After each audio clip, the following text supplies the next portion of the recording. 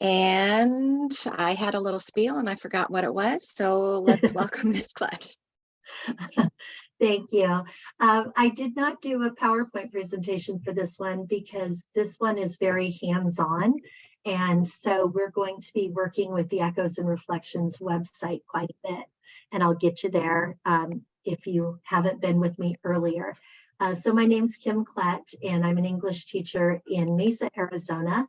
I teach a year-long Holocaust literature course and have been teaching for 31 years. I'm a senior facilitator with Echoes and Reflections. I've been doing that for a long time. And I'm also a museum teacher fellow with the United States Holocaust Memorial Museum. So when I was looking at the description for this session, they wanted me to cover historical anti-Semitism, the ghettos, and the final solution. So I am going to highlight those. If you were with me in the last session, bear with me on the anti-Semitism unit because we went over a little of that. I'm going to do just a little bit of that again. But I am going to share my screen and take you to the website. You can either follow along with me or open it on your own computer. So it's just echoesandreflections.org. There's no password or sign in or anything like that.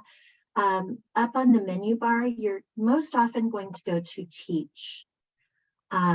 That's where all of the units are. They call them lesson plans, but they're really units. I will also point out most of you have been with me in an earlier session, so I'm not going to go over the pedagogy, but check that out if you weren't with me on an earlier session, because that's also important, of course. You know, just kind of the guidelines of things to keep in mind when you're teaching about the Holocaust. We also have, and I don't think we're going to have time. If we do, I'll take you to it, but we have a really good timeline. I really like using that in my classroom as well, but we're going to focus on these lesson plans. Lesson plans are really units. You can see here we have 11 of them. So studying the Holocaust, anti-Semitism, Nazi Germany, the ghettos, the final solution, liberation, Jewish resistance, rescue, and righteous among the nations, complicity and responsibility, justice, life, and memory after the Holocaust, and then the green glass unit on contemporary anti-Semitism. And all of those have several lessons embedded in them. So what I thought I'd do is kind of give you a greatest hits, right? So the greatest hits that we have, the things that I most often use in my teaching of this subject. So I'm going to take you to studying the Holocaust and show you a new lesson that we have. Please, if I'm going too fast or if you want more clarification on something, feel free to either put it in the chat or just unmute yourself and ask me. I'm happy to answer questions. My goal is always that you feel comfortable using the website, and I told the last session that you could use it on Monday if you needed to, right? And it's really that simple. So every unit is set up the same. You have a quote from one of the testimonies. You have a glossary, keywords, and these are different for every unit. You have your academic standards that lay out the lessons. If you need to give your lesson plans to a department chair or a principal, they're already there. They're done for you. You have your essential questions. You have your objectives. And as I've said before this morning, if you're a brand new teacher or you're new to teaching the Holocaust, it makes it super easy for you. If you're like me and you've taught a long time, you can add things. You know, you don't have to do everything. You don't have to go in order. You decide how you want to use this. This unit is good for background. It gets students looking at definitions of the Holocaust. And I really love that. And I do this activity with them. But it also gets them thinking about, so it's the activity called Holocaust definitions. And we're not going to do that one today, but you might want to jot it down that that's something to go back to. It's a great place to start a unit on the Holocaust because it really gets the students looking at, well, what does it mean? What is this history, right? The other thing though I like is, and they just added this a couple of years ago, they've revamped the whole website. And so a lot of the lessons are new. This particular lesson I love. I've used it every time since it came out. And this is looking at Jewish teenagers before the Holocaust. And I really love it because you have these profiles. So I'll open it up so you can see what it looks like. If we had more time, I'd walk you through it more. But it's a great resource. And my students really like doing this one. Here we go. So it has 6 different teenagers. And what I did was I made copies of each one and then handed them out so that, you know, every 6th student got the last of that group, and then I started over. So, you know, most people had different stories to read, and they're all just, you know, 2 to 3 pages. This one's from a diary, Annie's. So, you know, they have some pictures in them. And I love it because she's such, like with Annie, she's just a teenager, right? She complains about her little sister being nosy, and, you know, she talks about having braces, and, you know, it's just very, when we talk about making the Holocaust relevant to our students, I think diaries like hers really speak to that. And then you get like Esther, she wrote this essay, kind of an autobiography for a contest, for a writing contest. And so she talks a lot about her family, and this is what her entry looked like. You get Hannah Senesh, who kept a diary. She was Hungarian. There's another contest entry. So the kids are getting these varied stories, and then I had my kids kind of talk about it. I did the graphic organizer, where they, you know, again, kind of thought about their person. And then it does have, and I'll point it out because they're separated, but the epilogues. And I didn't print those for my kids. We just talked about like what happened to each of these people. So I had each group report what they read to the whole group, since they each only read one. And then I told them what happened to the person. Some survived, some didn't. And it was a really powerful activity. So I highly recommend that one. And I think it's important too to, you know, think about these people not just as victims, right? They were people who led very lively lives. This video, it's short and it's really good too. Glimpses of Jewish life before the Holocaust. And again, it gets that idea that they're people. They led full lives. They did cool things, right? And they were unfairly persecuted and murdered. Any questions on that section? Yeah, and I see some recommendations, absolutely. It's funny that you recommended The Devil's Arithmetic. I just read a book, I thought I had it on my desk here, but it's shelved already. The Attack of the Black Rectangles, that deals with that. It's about censorship of Holocaust books, really good. Okay, so we're gonna go then to the next unit, which is anti-Semitism. And you can see I'm just kind of picking and choosing things, right? You could do a whole unit. You could do a whole lesson. Again, you see it's the same way. I pointed this out in the last session that this unit has a video toolbox. These are really for the teacher to use, but they're great. They're 15 minutes and they just give you more background, right? More background information. So this looks at, again, what were lives like before. You get a couple of survivor testimonies. These are very short. We're going to watch one in a little bit, so you can get a sense of that. There we have our definition of anti-Semitism. A lot of you were with me in the last session, so I'm not going to go in detail over this, but I just want to show it for those of you who just joined us. I use this with my students. It's really effective for breaking down the definition and, you know, helping them understand it. So I print this one. I don't print everything on here, but this one I do. And we were talking about how, you know, if our students don't know a Jewish person, they might see them as a concept, right? They don't don't really, not dehumanizing, but just don't know anybody who's Jewish, perhaps. So those are some great resources.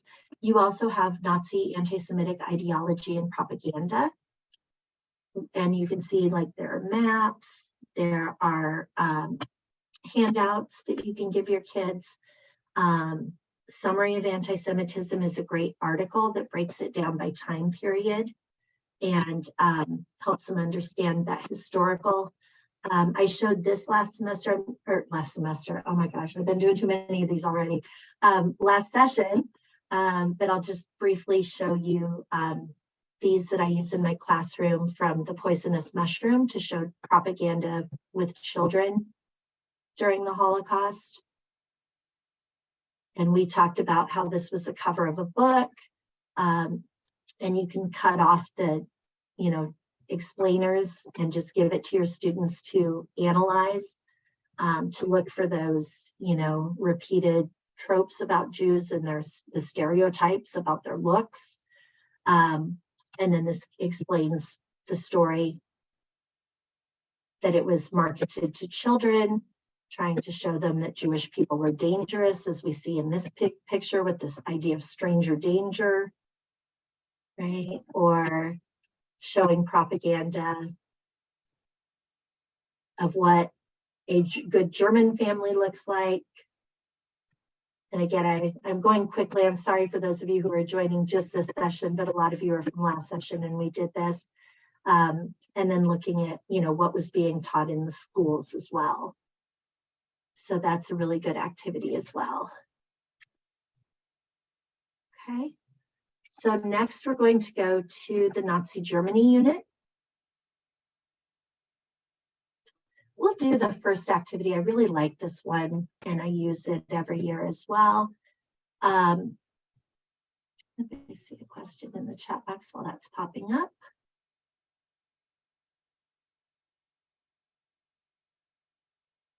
Oh, okay, good. More resources. Good. Yeah, I like chapter books too. So this is the unit on Nazi Germany. And one of the, I think it's the first activity is this one. And you can just kind of think about this on your own. They want you to put them in order of what's most important to you. And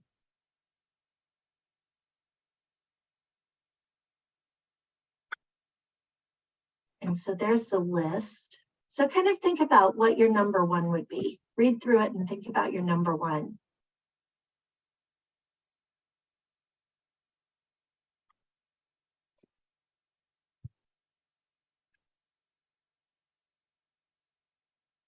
What's our number one?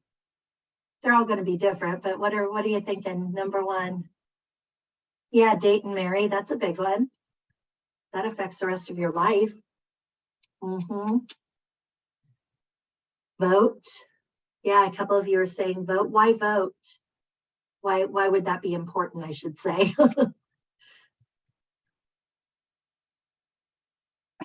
Yeah, that power, right? It also might affect all these other things, My students are all over the place on this one. Again, I teach high school seniors, and so a couple of them will say vote. But, I'll have a lot of them who will talk about the food, right? That's important to them. The date and marry one is important to a lot of them. They're kind of all over the place. Some will say the pet one, but it gets them thinking about, because all of these are eventually taken away from the Jews, whether by the 1935 Nuremberg laws or, in other laws that were conducted against the Jews. So I think it's a really good exercise to show them and get them thinking about what would that mean to lose these things, right? And so then you can use that T-chart with that one as well. I really like these, they're very short testimonies, but these men are talking about what it was like early on, like with the inflation. Mr. Sherman talks about that a lot, and how, it changed people's perspectives in German society.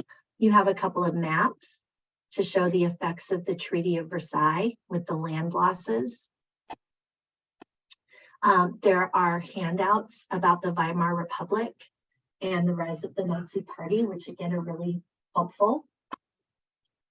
And then this all leads to, we've got the anti-Jewish policy and people talking about how it affected them. Margaret Lambert, I love her story. She was an athlete and she wasn't allowed to participate in her sports clubs anymore. And that was huge for her. So she ended up going to England to participate. And then you've got a little bit about the Hitler Youth, which my students were always interested in. This woman, it's a great testimony. She's actually Roma. She's not Jewish, but she talks about how she wanted to be in the Hitler Youth because they wore cute uniforms, she says, so she's very relatable especially to my girls, typically, but it all leads to Kristallnacht, right? And I talked about this if you were in the first session. I love this unit. I use every piece of it every year because it's just so rich. You have photographs, you have really great testimonies. We listened to this one in the first session that I did. And then you've got primary source materials. So you have Heydrich's instructions of what was supposed to take place on the night of Kristallnacht, the night of broken glass. And what wasn't supposed to happen, right? You have a letter from a woman who had money stolen. You have a narrative of a man who ran an orphanage, and then you get more photographs. And then there's a document analysis graphic organizer that the kids can fill out as well. So, and then that leads up to another thing I talked about earlier, and that is the pyramid of hate. And that is, oh, they moved it, I forgot. That was in the previous unit. Oh, no, there it is. I think it's in both places now. The pyramid of hate, which we also talked about in the first session, so I won't dwell on it, but just want to show you if you're new. Oops, that's the graphic organizer, sorry. Pyramid of hate, there we go. That shows how quickly what we might think of as, little things like making jokes or, accepting stereotypes can quickly build to like what we saw on Kristallnacht, murder and arson and desecration of holy places and things like that, and assaults. So I like using this source as well. And again, feel free if I'm going too fast or if you have questions about the resources, but I'm going to go on to the ghettos. I have not talked about this one yet today, so this will be brand new to probably some of you. I know some of you have been in Echoes and Reflections trainings before.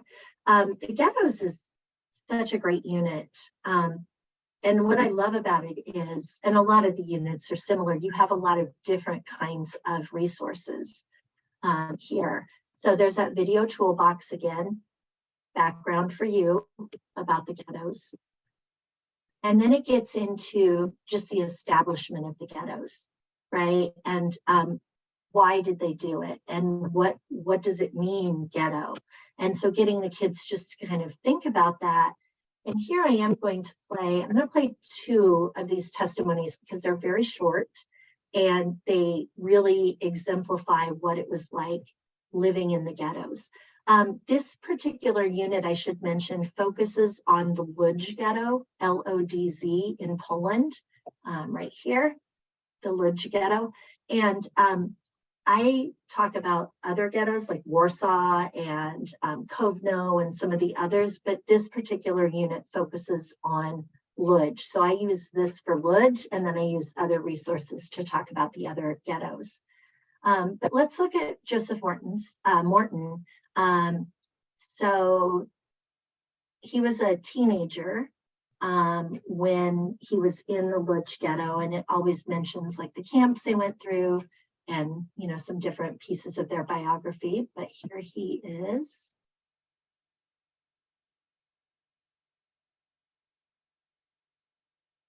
In May 1940, they closed us in. They came in 1939 in September. By 1940, they enclosed the ghetto. And that's when the real problem started.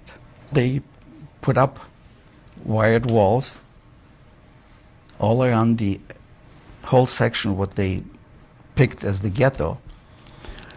And matter of fact, they had a streetcar going between one of those main streets, which they had to have their transportation, not for us, but for themselves, for the people who lived in lodge, for the Gentiles and on their own.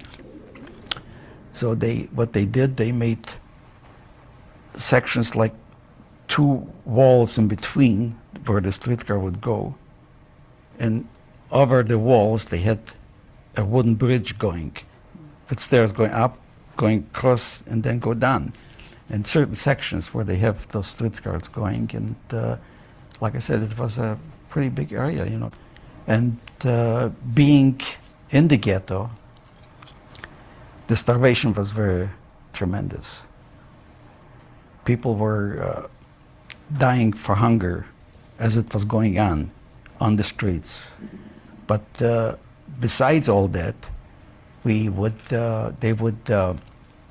come in, close up streets, made everybody go down in the yard or on the streets, and they would always take people away.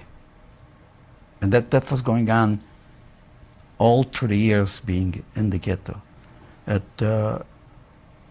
You were always living in fear. Besides being hungry, you had the fear with it.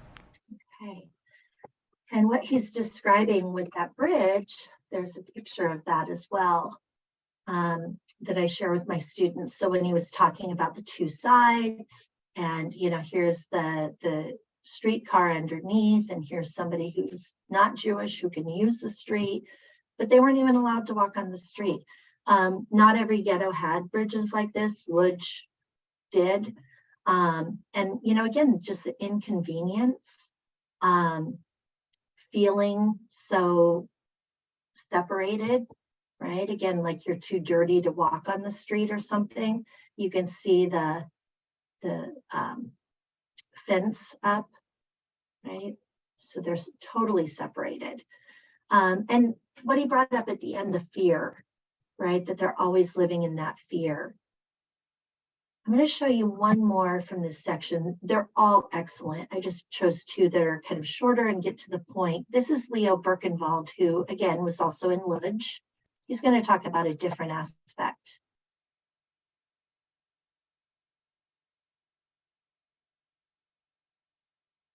They started to send in the Jews that were living in the main quarters of the city, in the more affluent quarters, to the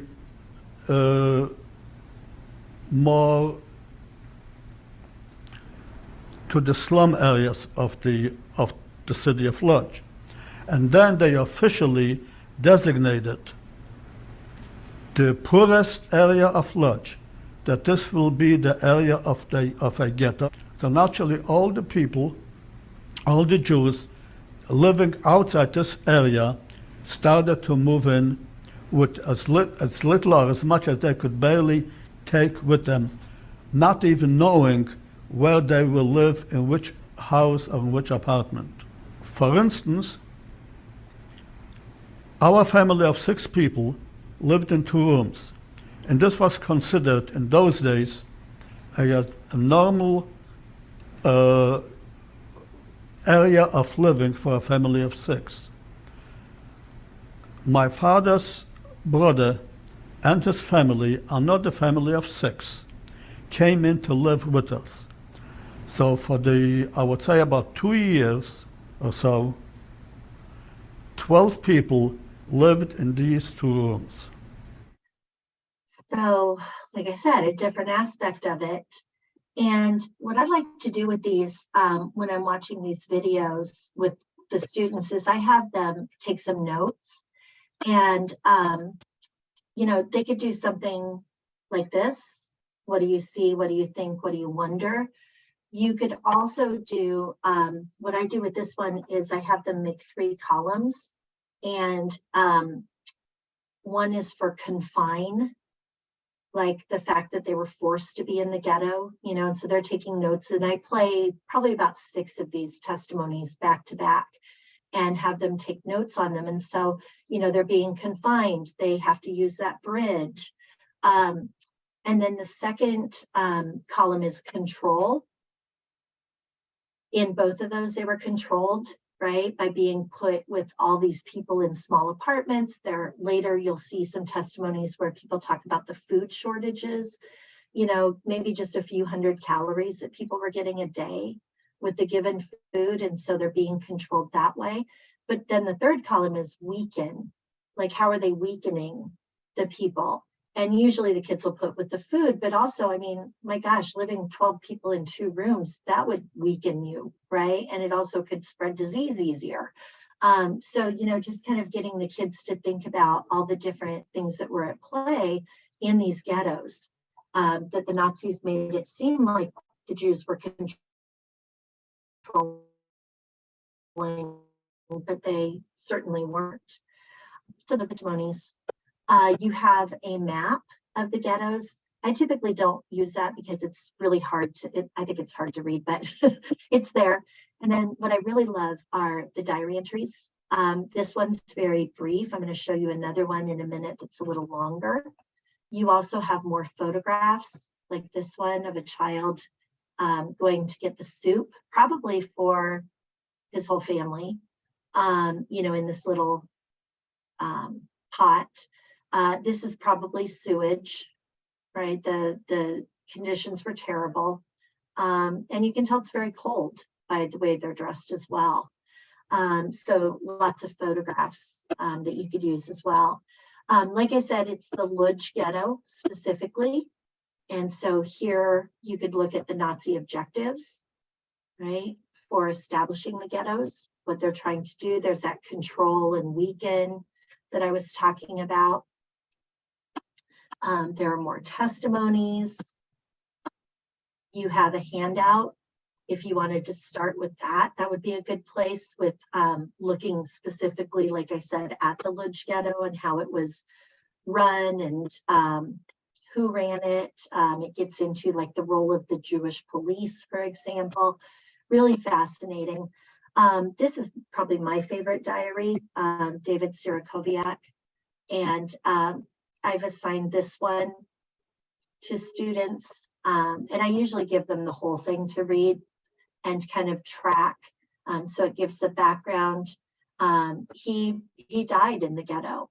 He calls it the ghetto illness of starvation and disease and being worked to death in some cases as well.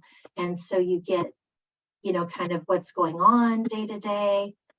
These are just excerpts. His whole diary has been, or what remains of it has been published, but you can see they're really short excerpts. So my kids, even though I have some very reluctant readers, they don't mind reading this.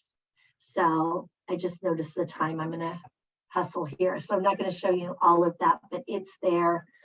Just some really good resources for the background. And then, like I said, lots of, you get poetry. These are written by children who were in the ghettos, and you have some like writing assignments you could give them as well. So really interesting pieces. I just want to show you too, the Making Connections section. Every unit has that, and there's more, right? So there's even more that you could use. Other, links like this one, if you have kids who are into music, this is a great exhibit. The book I Never Saw Another Butterfly, that looks at children's poetry and art from Terezin. All right, so the last one I want to show you, the final solution in our last little bit of time here together. This one, is what people typically think of when they think of the Holocaust. So a lot about, like Auschwitz and the other camps. But I do want to point out the video toolbox on this one. First of all, I can't play it for you because it comes up as restricted. I'm using my school computer today, and it comes up as restricted. So it is a little bit, it's more graphic than the other videos that we have Echoes really tries not to use graphic imagery. You will not see photos of dead bodies or anything like that, because we really believe in that pedagogical principle of creating a safe space for our students.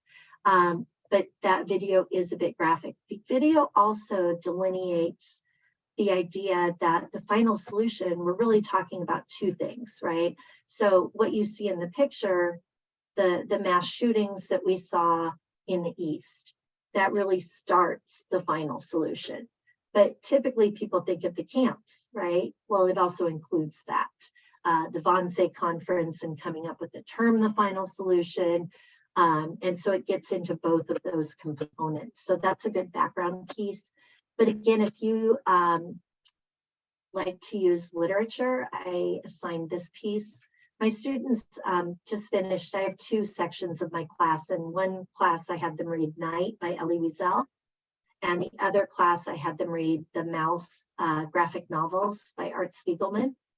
And so I had them both do this assignment at the end when they had finished the books, if it ever pops up. There we go. So it gives them some statistics on the left here. And I'll let you look over those for a minute.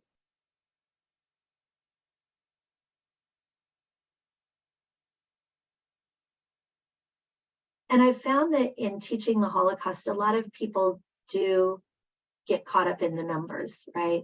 And put a lot of focus into that. And I think that the excerpt from this poem really says a lot. So I'll read it. History counts its skeletons in round numbers. 1,001 remains 1,000, as though the one had never existed. An imaginary embryo, an empty cradle, a primer opened for no one, air that laughs, cries, grows, stares to avoid bounding out to the garden, nobody's place in the line. And I love that because I think that it gives us a couple of important points. One is that, you know, numbers are not exact, and you've got that little note at the bottom that mentions that with the Holocaust, for example. And also the fact that if we're only talking about numbers, we're not talking about the human story.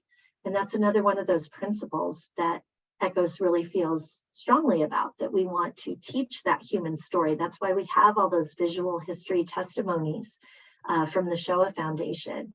So, you know, just kind of a reminder that we want to remember those stories, and also what could be, what could have been, right, had those people survived. So that's a resource I'm very fond of. If you use the book Night, like I do, you probably don't need the excerpt, but if you don't teach it, it's a good thing to have.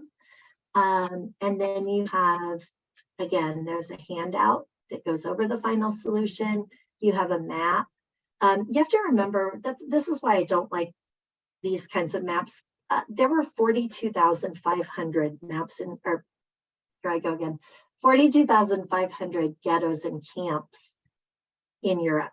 So, you know, to try to show that is impossible. And so, you know, this gives an overview of the major camps if you want to use that. You have more testimonies.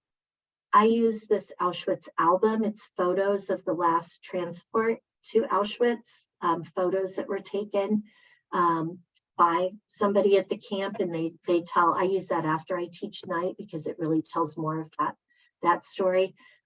If you teach Night, make note of Ellis Lewin. His testimony is so good, and it mirrors what Elie Wiesel went through. He talks about being separated from his mother and his sister, and that he doesn't know it at the time, but he'll never see them again. I also want to point out that I showed you when you open these, there's a short bio. There are also longer biographies when you click on these.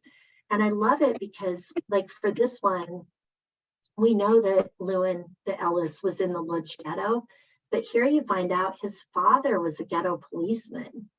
And he, you know, managed to keep them together until 44. And they tried to hide, but were deported to Auschwitz. And he was able to save Ellis. It tells you this in the bio Ellis was, I think, 12, if I remember right, when the war, or when he went to Auschwitz. They're not keeping a lot of children, right? They can't work for the most part. So they didn't keep a lot of children. He was destined to go to the gas chambers, and his father had some diamonds. He either was able to keep them because he was a policeman, or, maybe they were stolen. But he saved his son's life with those diamonds. So, when we talk about the complexities about these positions, like the Jewish police, really interesting. And I love that it has this is the last thing I'll show you, because we're done at 1:00. Is that correct for this session? I believe so. Spiritual resistance, right? That even with all of this inhumanity, people were able to resist. And so I'll just show you for the last thing, I promise, this activity where you have 3 artifacts, you have 3 items that were kept by survivors. So here's this, my kids always say nasty looking comb, but it was important to this guy's mother. She traded a full day's ration of bread for a comb. And so we talked about, that dignity and pride we have in our looks. And so that was important to her. Here's a prayer book that somebody kept, a photograph. This guy started by hiding it in his mouth. And was able to keep it throughout the war. So I really love those artifacts and looking at them. I actually have my students write a poem about one of them. So that's a lot of fun.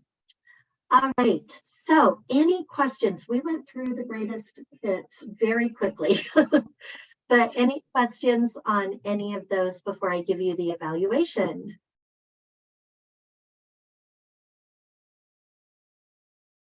Okay. I also, in addition to the evaluation, I will give you my email address. So if you do have any questions that pop up later and you want to ask, you can reach out to me.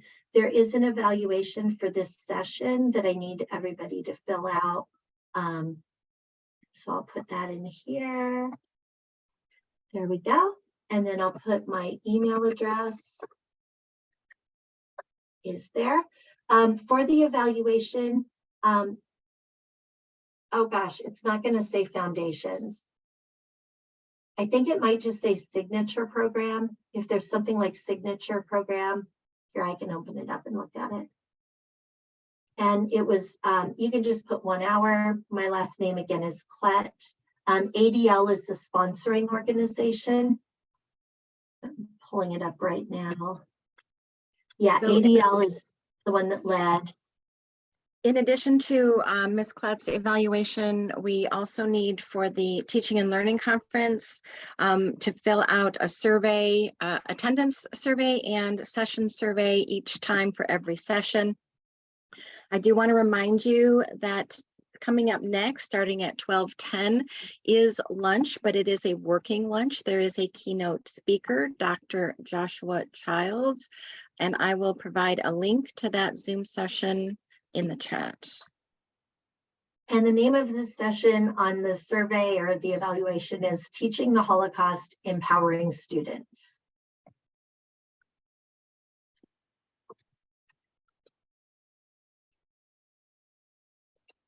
And I'll put that in the chat as well.